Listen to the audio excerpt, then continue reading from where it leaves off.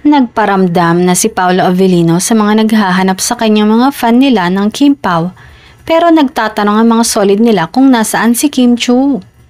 Viral ngayon sa Kim Pao fandom ang video ni Paolo na nagwo-workout sa isang gym at ina-exercise nito ang kanyang mga legs pati ang kanyang mga braso.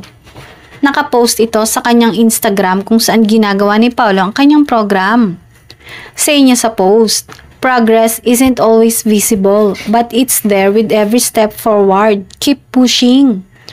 Samot-saring reaksyon ng mababasa sa comment na nagtatanong kung bakit ngayon lang nagparamdam ang aktor.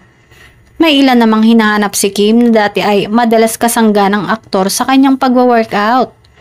Ang ilan naman ay nagpasalamat sa muling pagpaparamdam sa kanila ng kanilang lodi. Tila sinasabik muna ng Kim Pao ang kanilang mga supporters para mas pasabog uli ang kanilang pagsasama. Baka umano may tampuhan ng dalawa at kailangan may suyuin, banat pa ng iba.